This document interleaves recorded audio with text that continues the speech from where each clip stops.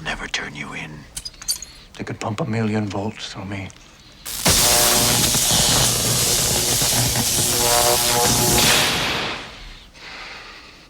They could bust my fingers one by one, by one, by one.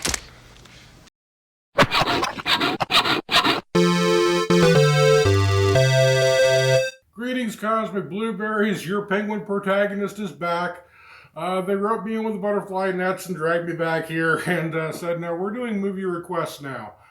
So this is our 366 Weird Movies Suggest a Weird Movie feature. And today's movie is going to be Brain Scan. Wait a minute. Wasn't that the one with Christopher Walken and Natalie Wood? Oh, no, that's Brainstorm. I'm thinking of Brainstorm. Okay. Wait, maybe the one with Bill Pullman and Bill Paxton and Bud Cort. No. That's Brain Dead. We already reviewed that one. The Cold film, directed by Frank Henenlotter. Nope, that's Brain Damage, already on the list. This is Brain Scan, and we're going to be watching it today to see if it deserves a place of honor in the Apocrypha list of one of the weirdest movies ever made. Brain Scan was released in 1994 to apparently scathing reviews, if tomato meters are anything to go by.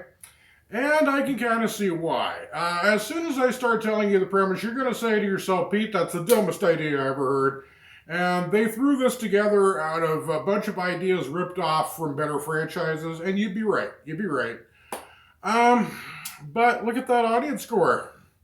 There's also a small cult following for Brain Scan, people who loudly defend it as an underappreciated work. Joe Blow goes to bat for it, so shout out to Joe Blow.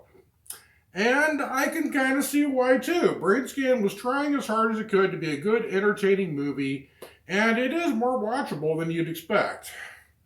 Partly because they went in such odd directions with it. And me, I'm kind of wishing I was watching some of those other movies I mentioned. It's billed as a science fiction horror, but Brain Scan is really more of a young men's dark fantasy with an emphasis on the fantasy part.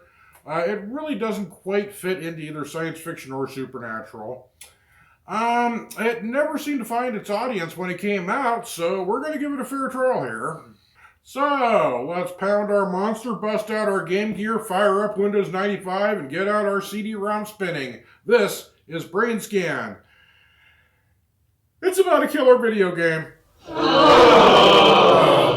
I know. From War Games to Tron to half the episodes of Black Mirror, this idea has been done to death. It's the kind of story where you think you're playing a video game, but actually it has real-life consequences and you can actually die in meat space.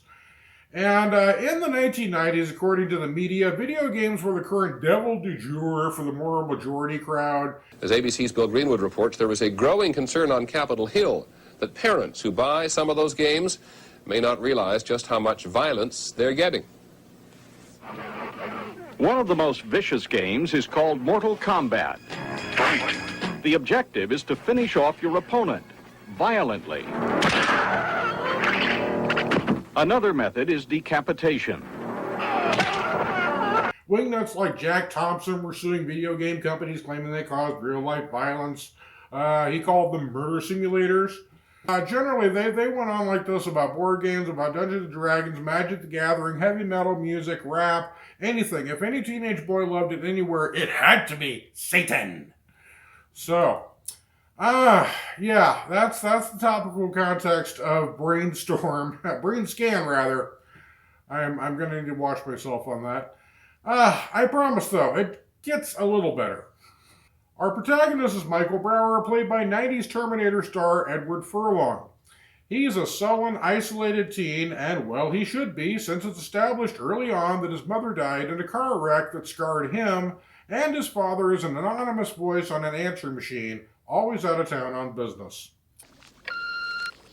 Hello, Michael. It's Dad. I guess you know that. Well, just calling to say hello. So, how are you getting along? Okay, I guess. How's school? Don't ask. I really hate these machines. Business is going well here. This is another one of those films I think of as latchkey horror. focused on kids dealing with menacing threats on their own with no adult backup. Movies like Phantasm and The Gate keep this kid's eye perspective all the way through. But this is a dark fantasy, remember, so Michael has this whole mansion to himself and makes his lair this incredibly cool 90s gamer den. He has exactly one friend, Kyle, who's a shut-in gamer geek just like him. He has a hot teenage girl, Kimberly, played by Amy Hargreaves, living in the mansion across the street, whom he peeps on. But it turns out she's actually aware of his voyeurism and is kind of into it. In fact, she darn near throws himself at him.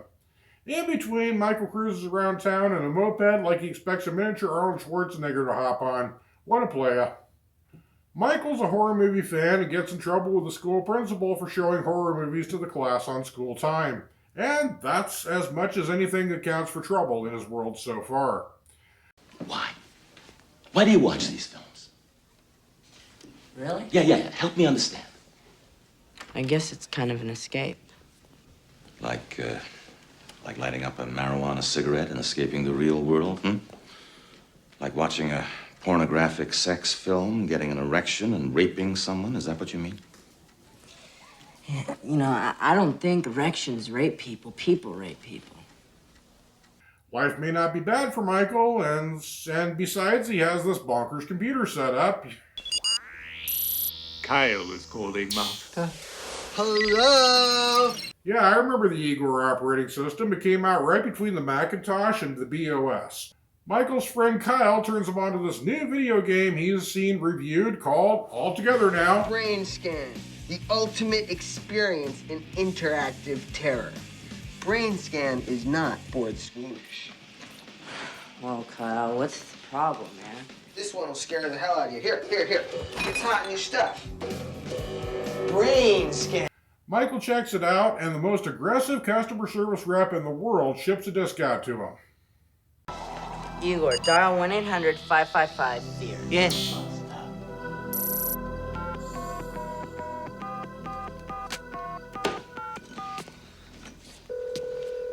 Hello, you've reached Brain Scan.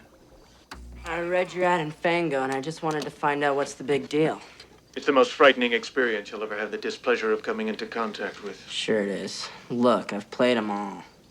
Brain Scan's more than just a game. How do you really expect me to believe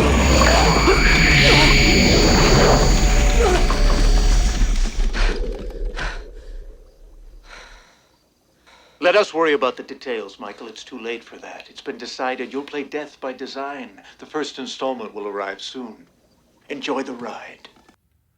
Wait, you don't need my credit card info? The game comes to him, and it's this virtual reality serial killer simulation.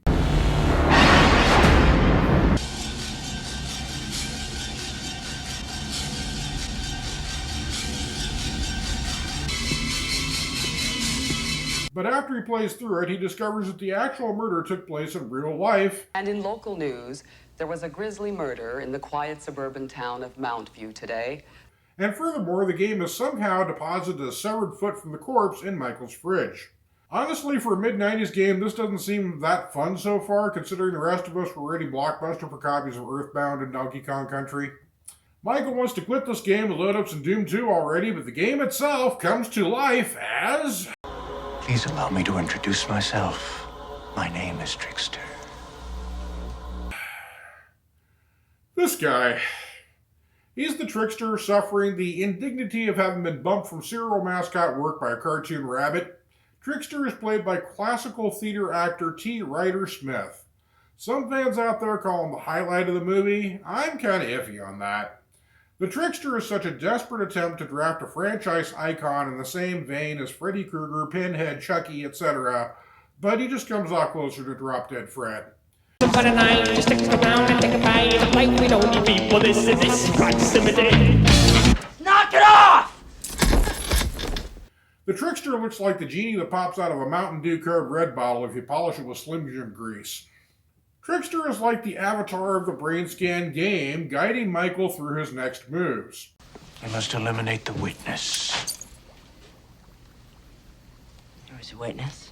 And play those moves he will, because, as the Trickster points out, Michael has some evidence to clean up and witnesses to murder. Indeed, further missions will cause Michael to unintentionally murder all he holds dear in the world, while the game itself keeps putting the blame on Michael, even while forcing him to play through. Why are you doing this to me? You chose me, Michael. I didn't choose you. You left a clue behind in the second disc. No more games. I know.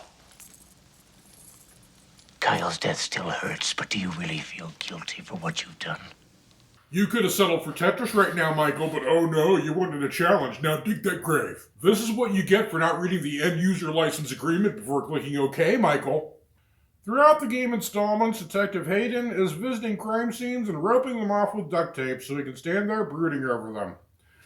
That is Frank Langella, given absolutely nothing to do. He barely has a few lines, and in fact, adults in this entire story are practically pieces of furniture when they're present at all. Detective Hayden is slowly piecing together evidence that narrows in on Michael as the serial killer plaguing this small town. I don't want to spoil the ending to all this, but it doesn't make any more sense than the rest of the movie. Just doesn't make any sense. Doesn't have to make sense. Suffice to say, the line between reality and video games is so blurred that it's even open to interpretation, but it does subvert an expectation here and there. Mostly, though, it's just silly, dumb fun, and it doesn't pretend to be otherwise. Is Brain Scan a weird movie? I'll circle back to that one. Is Brain Scan a movie that deserves more attention? The devil's in the details. The annoying trickster, whom really isn't even all that tricky, is certainly a unique creation. But, I mean, just look at him. They were just wishing so hard they could get an action figure of this guy. The execution is surprisingly agile with a great pace, and it's obvious that they were going for a level of self-parody humor and its campy, cheesy, over-the-top reach. But this was a style all too common in the mid-90s. Brain Scan is very based in what it wants to be, but it doesn't quite know how to get there, so it throws everything at the wall to see what sticks. The movie we see now feels more like it was accidentally watchable. Now, from the music geek angle, the soundtrack is an amazing hit mix of Primus, Mudhoney, Butthole Surfers, and White Zombie, perfectly capturing the fracture between heavy metal dying out and grunge replacing it. What really makes this movie stand out is its skewed view of technology at the time. It's clearly in some kind of alternate universe where the line between the supernatural and computer science is blurred. The rest of us were dialing up AOL over a phone line. And Michael gets voice-activated Alexa with a custom skin. I'm just saying, if modern artificial intelligence chatbots were this polite and subservient, there'd be a lot less backlash against them now. Okay, so is Brain Scan a weird movie? No, monster. It just does not have enough chutzpah. In 90s lingo, it's not gnarly or tubular enough. Every element in this film is a plastic, shrink-wrapped idea swiped from more successful franchises and knit together with knickknacks from the Hot Topic bargain bin. Most damning of all, the production notes have it that Brain Scan was originally intended to be about a VCR game in the 80s before being updated just in time for the CD-ROM game revolution that started with Myst. Which means this could have been a Videodrome ripoff instead. And speaking of Cronenberg, he made his own killer video game movie with Existenz, and it didn't even make our list. At the end of the day, Brain Scan was too in love with the 90s to look ahead to any kind of legacy. It wanted to be the hottest new horror franchise of 1994 while attempting to please everyone is the enemy of true weirdness. It's amusing enough to be a worthy side quest in your weird movie adventuring, but as weird movies go, it's not even close to being a final boss. Game over.